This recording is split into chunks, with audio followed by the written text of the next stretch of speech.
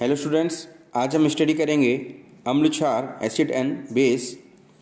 देखिए, एक common definition है अम्ल एंड डेफिनेशन की अम्ल और क्षार की कि अम्ल स्वाद में खट्टे होते हैं और नीले लिटमस को लाल कर देते हैं। जो क्षार हैं वे पदार्थ हैं जो कि अम्ल के साथ अभिक्रिया कर लवण बनाते हैं और लाल लिटमस को क्या कर देते हैं, नीला। कुछ वैज्ञानिकों ने भी अम्ल और क्षार को समझाया और इसमें जो है फर्स्ट कंसेप्ट है अम्ल क्षार की आर्हेनियस अवधारणा। तो आर्हेनियस ने अम्ल क्षार व्यवहार को प्रदर्शित करने के लिए जल के स्वतः आयनन को आधार बनाया। आर्हेनियस ने बताया कि हाइड्रोजन रखने वाले यौगिक जो जलीय विलयन में H+ आयन देते हैं अम्ल कहलाते हैं, एवं क्षार वे पदार्थ हैं जो जलीय विलयन में OH- आयन हाइड्रोक्सिल आयन देते हैं, वो क्या कहलाते हैं, क्षार। ये आप देख रहे हैं उदाहरण अम्ल और क्षार का। अम्ल हैं HCl, H2SO4, HNO3, CH3, COOH। क्षार हैं NaOH, KOH, अमोनियम हाइड्रोक्साइड। देखिए, जो HCl है अम्ल है क्योंकि ये क्या कर देता है, H+ देता है। HNO3 भी अम्ल है क्योंकि ये क्या देता है, H+ देता है। CH3COOH क्या देता है, H+ देता है। H2SO4 ये 2 H+ देगा, तो ये क्या सभी अम्ल हैं। क्षार क्या क्या हैं, NaOH, KOH, NH4OH क्षार हैं क्योंकि ये जलीय विलयन में क्या देते हैं, OH-। देखिए, इसकी कुछ लिमिटेशंस हैं। इस सिद्धांत के अनुसार HCl केवल जलीय माध्यम में ही अम्ल का कार्य करता है। जलीय विलायकों तथा गैसीय अवस्था में इसका व्यवहार हम नहीं स्पष्ट कर सकते। यह सिद्धांत जलीय विलायकों में अम्लीय एवं क्षारीय व्यवहार को स्पष्ट नहीं करता। जैसे अमोनियम नाइट्रेट द्रव अमोनिया में अम्ल की तरह व्यवहार करता है जबकि वह H+ आयन नहीं देता। इसी प्रकार कई कार्बनिक पदार्थ एवं अमोनिया क्षारीय है जबकि उनमें OH- आयन नहीं उपस्थित है। फिर है जलीय विलयन में एल्यूमिनियम क्लोराइड जैसे लवण का अम्लीय स्वभाव समझाने में भी ये सिद्धांत असफल रहता है। और इसी प्रकार उदासीनीकरण की अभिक्रिया को भी जलीय माध्यम में ही समझाता है। फिर है नेक्स्ट सिद्धांत है ब्रोस्टेड एंड लोरी सिद्धांत। देखिए, इसके अनुसार क्या है, जो प्रोटॉन दाता है वो अम्ल कहलाते हैं और जो प्रोटॉन ग्राही है वो क्षार कहलाते हैं। आप यहाँ फर्स्ट एग्जाम्पल में देख रहे हैं HCl है, H+ दे रहा है तो ये अम्ल है। ऐसे यहाँ अमोनिया जो है H+ ग्रहण कर रहा है तो ये क्या है, क्षार है, NH4+। ठीक है। फिर देखिए, इसके अंदर एक कंसेप्ट आता है संयुग्मी अम्ल क्षार युग्म। तो ये क्या है, प्रोटॉन के ऐसे युग्म जो प्रोटॉन को देकर या ग्रहण कर एक दूसरे में परिवर्तित हो सकते हैं, वो संयुग्मी अम्ल क्षार युग्म कहलाते हैं।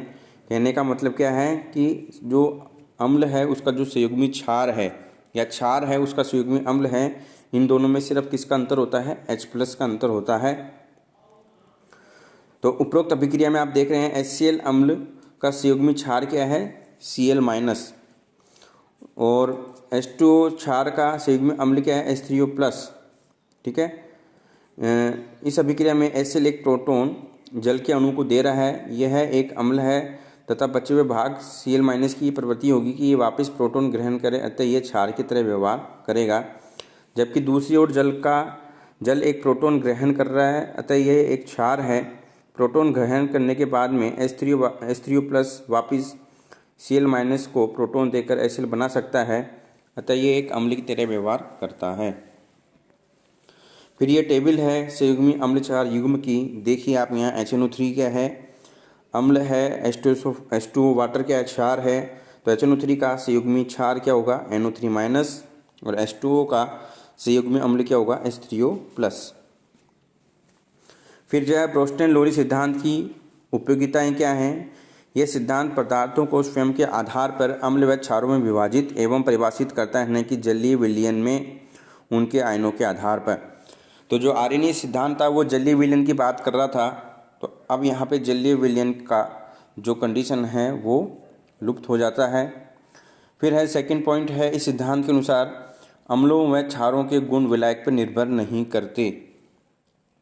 यह सिद्धांत सभी प्रायोगिक विलायकों जैसे अमोनिया, H2SO4 आदि पर लागू होता है। यह लवण के विलयन की जल अपघटन की क्रिया को समझा सकता है तथा प्रोटॉन स्थानांतरण वाली सभी क्रियाएं इसमें सम्मिलित कर सकते हैं। फिर इसकी सीमाएं क्या हैं। यद्यपि अधिकतर अम्ल प्रोटोनिक हैं, कई अम्ल प्रोटोनिक नहीं भी हैं। ये सिद्धांत प्रोटॉन स्थानांतरण पर ही निर्भर करता है।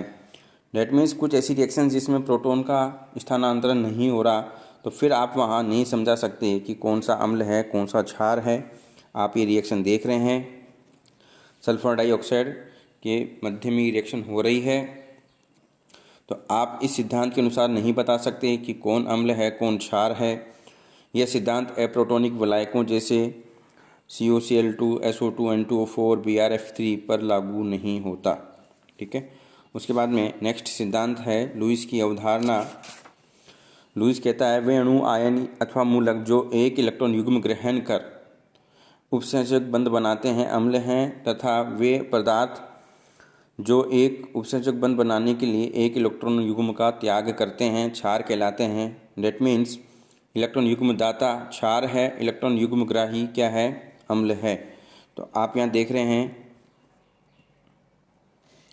जो अमोनिया है, इसमें जो नाइट्रोजन है उसके पास क्या इलेक्ट्रॉन युग्म है, तो इलेक्ट्रॉन युग्म को किसको डोनेट कर रहा है, BF3 बोरोन ट्राईफ्लोराइड को। तो अमोनिया क्या है, इलेक्ट्रॉन युग्म दाता है, तो अमोनिया क्या है, क्षार है। ठीक है। और BF3 क्या है, अम्ल। NH3 के N से एक इलेक्ट्रॉन युग्म BF3 को प्रदान किया जाता है, और यहाँ पे जो है एक कोऑर्डिनेट कॉम्प्लेक्स उत्पाद के रूप में प्राप्त होता है। ठीक है। और लुईस अम्ल वे पदार्थ हैं जो इलेक्ट्रॉन युग्म को ग्रहण करते हैं, और इनके लिए इनके पास जो है रिक्त कक्षक उपलब्ध होते हैं, जैसे एग्जाम्पल में। और इसके जो लुईस अम्ल के एग्जाम्पल क्या क्या हैं, जो सभी धनायन हैं जैसे H+ हुआ, इनको लुईस अम्ल की श्रेणी में हम रख सकते हैं। ऐसे ही ऐसे अणु जिनके केंद्र परमाणु में अपूर्ण अष्टक होता है, जो इलेक्ट्रॉन डेफिशिएंट होते हैं, जैसे बोरोन ट्राईफ्लोराइड हो गया, एल्यूमिनियम क्लोराइड हो गया। वे अणु जिनके केंद्र परमाणु में रिक्त D कक्षक होते हैं, जैसे हो गया फास्फोरस ट्राईक्लोराइड हो गया, SF4 हो गया। ठीक है। SiF4 हो गया। और ऐसे अणु जिनके केंद्रीय परमाणु असमान विद्युत ऋणता वाले परमाणु में द्वि या बहुबंधों से बंधित हो, जैसे कार्बन डाइऑक्साइड हो गया, सल्फर डाइऑक्साइड, सल्फर ट्राइऑक्साइड, ये क्या हैं, लुईस अम्ल की तरह व्यवहार करते हैं। ऐसे तत्व जिनके बाह्यतम कोश में इलेक्ट्रॉनों का षष्ठक होता है लुईस अम्ल कहलाते हैं। ऑक्सीजन व सल्फर परमाणु इसी श्रेणी में आते हैं। ये आप एग्जाम्पल देख रहे हैं लुईस अम्ल और लुईस क्षार का। फिर है नेक्स्ट सिद्धांत है लक्स फ्लड डेफिनेशन। यह सिद्धांत मुख्य रूप से उच्च ताप पर पिघले हुए ऑक्साइड के लिए दिया गया। इसके अनुसार अम्ल वे पदार्थ हैं जो कि ऑक्साइड आयन ग्रहण करते हैं, जबकि क्षार वे पदार्थ हैं जो कि ऑक्साइड आयन देते हैं। डेट मीन्स ऑक्साइड आयन ग्राही अम्ल हैं और ऑक्साइड आयन दाता क्षार हैं। ये रिएक्शन में आप बता सकते हैं कि यहाँ पे जो कैल्शियम ऑक्साइड है ये क्या कर रहा है, ऑक्साइड आयन दे रहा है, किसको, SiO2 को। तो यहाँ पे जो है कैल्शियम ऑक्साइड, लेड ऑक्साइड क्या है, क्षार हैं, और सिलिकॉन डाइऑक्साइड और सल्फर ट्राइऑक्साइड क्या हैं, अम्ल हैं, जो कि क्या कर रहे हैं, ऑक्साइड आयन को ग्रहण कर रहे हैं। उसके बाद में नेक्स्ट है उसेनोविच की परिभाषा। इसके अनुसार जो अम्ल और क्षार क्या हैं कि अम्ल वे पदार्थ हैं जो धनायन दे सकते हैं या इलेक्ट्रॉन अथवा ऋणायन ग्रहण कर सकते हैं एवं क्षारों से क्रिया कर लवण बनाते हैं। क्षार वे पदार्थ हैं जो अम्लों से क्रिया कर लवण बनाते हैं, इलेक्ट्रॉन या ऋणायन दे सकते हैं या धनायन से योग कर सकते हैं। कुल मिलाकर ऑक्सीकारक पदार्थों की अम्ल तथा अपचायक पदार्थों को क्षार बताया गया है। इसके अलावा एक डेफिनेशन है अम्ल और क्षार की, वो है सॉल्वेंट सिस्टम थ्योरी। फ्रैंकलिन ने अजलीय विलायकों के वियोजन सिद्धांत पर अध्ययन कर यह पाया कि अजलीय विलायक भी दो विपरीत आवेश वाले आयनों में विघटित हो जाते हैं। जैसे अमोनिया है वो H+ और NH2- में विघटित हो जाता है, उसके अनुसार यदि अम्ल जल में H+ आयन देकर H3O+ बनाता है तो NH4Cl भी अमोनिया द्रव में NH4+ बनाता है, इसलिए वह भी अम्ल होगा। इसी प्रकार जो पोटेशियम हाइड्रोक्साइड है वो जल में OH- आयन देकर के कारण से क्षार है, तो KNH2 को भी द्रव अमोनिया में NH2- आयन देने के लिए क्षार मानना चाहिए। तो अम्ल वे पदार्थ हैं जो विलाय का विशिष्ट धनायन देते हैं, क्षार वे पदार्थ हैं जो विलाय का विशिष्ट ऋणायन देते हैं। विलाय के विशिष्ट धनायन अथवा ऋणायन वास्तव में वही आयन है जो स्वतः आयन से प्राप्त होते हैं। Thank you.